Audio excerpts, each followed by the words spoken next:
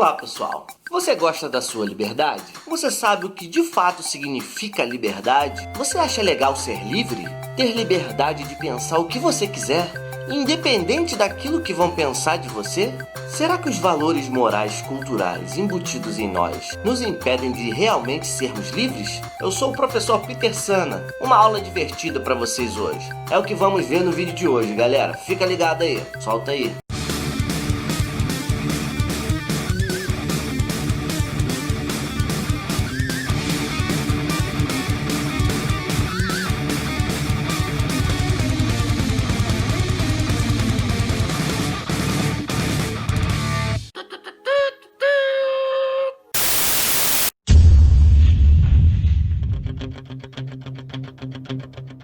Croquete, gravando.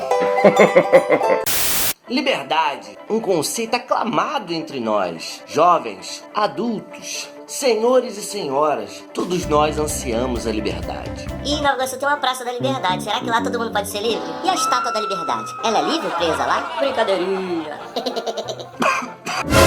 Nós temos variadas interpretações sobre o conceito de liberdade durante a história da filosofia. Foram várias maneiras de entender o que é liberdade. E nesse vai e vem, existiram algumas concepções de verdade. A concepção negativa e a positiva da liberdade. Em seu sentido negativo, liberdade significa ausência de restrições Ou de interferência. Já o sentido positivo significa posse de direitos, implicando no estabelecimento de um amplo sistema de direitos, que inclui os direitos civis, políticos E sociais. O crescimento da liberdade em si, ela está muito entrelaçada ao crescimento do exercício da cidadania. No sentido político, a liberdade ela está atrelada à cidadania. A liberdade civil ou individual é o exercício da sua cidadania dentro dos limites da lei. É claro, você não pode interferir no outro. A lei tem que ser a medida para ambas as partes, ou seja, igualdade diante das leis. De acordo com o filósofo inglês Herbert Spencer, A liberdade de cada um começa quando termina a liberdade do outro.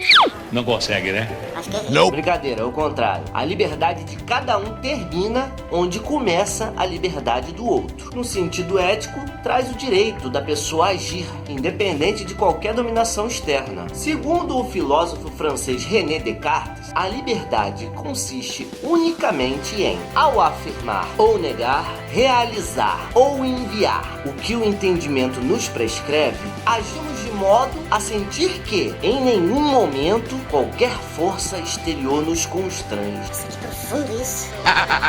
A liberdade de pensamento é, em seu sentido intrínseco, inalienável. Inquestionável. Reivindicar a liberdade de pensar é reivindicar você mostrar a sua forma de pensamento, a sua maneira de exprimir os seus sentimentos. Ah, então o negócio é ligar e falar o que a gente pensa, né? Alô? É, isso mesmo. É, você é uma bobó. Não, é isso mesmo, é. Vacilou comigo, não quero mais falar com você. Ah, eu acho também que você não é uma boa pessoa, tá? Tava fazendo mal pro meu coração. Mas também temos que ter a noção que expressar a nossa liberdade pode ofender uma outra pessoa. Então, a questão é, de acordo com a razão, limitar a nossa liberdade. Mas isso no campo externo, na nossa mente, só a gente sabe o que acontece. O filósofo Voltaire ilustra muito bem essa passagem. Ele fala dessa questão da liberdade. Dizia ele: Não estou de acordo com o que você diz, mas lutarei até o fim para que você tenha o direito de dizê-lo.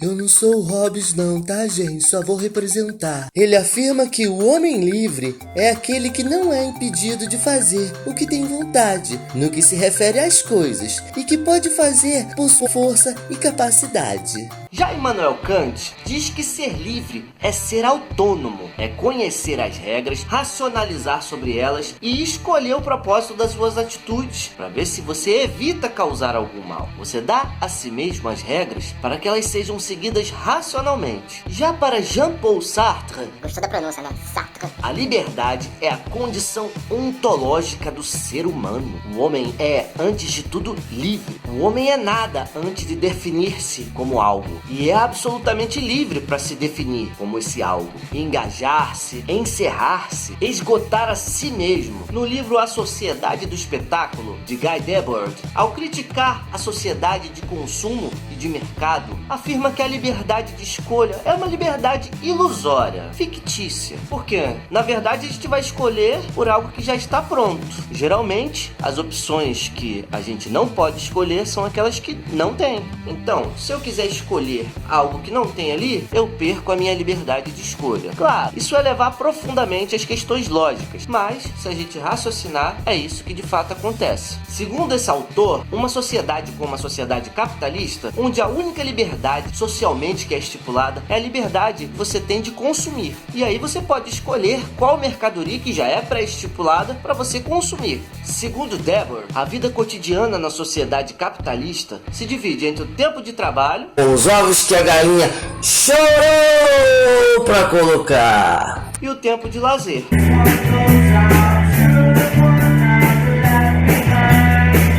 Assim, a sociedade da mercadoria faz da passividade a liberdade ilusória que se deve buscar a todo custo, quando que de fato os seres ativos, práticos, no trabalho, na produção, são não livres. De maneira geral, a liberdade de indivíduos ou de grupos sempre sugere, ou tem a possibilidade de implicar, a limitação da liberdade dos outros.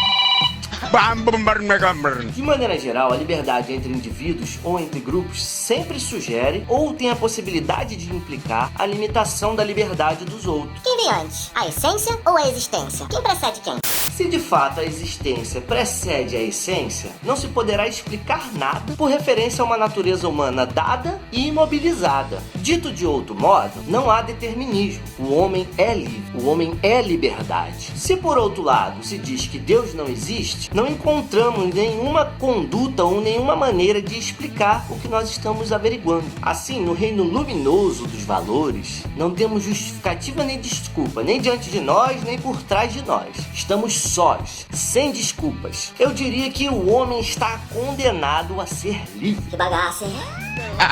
E uma vez lançado, querido no mundo, ele é responsável por tudo que faz.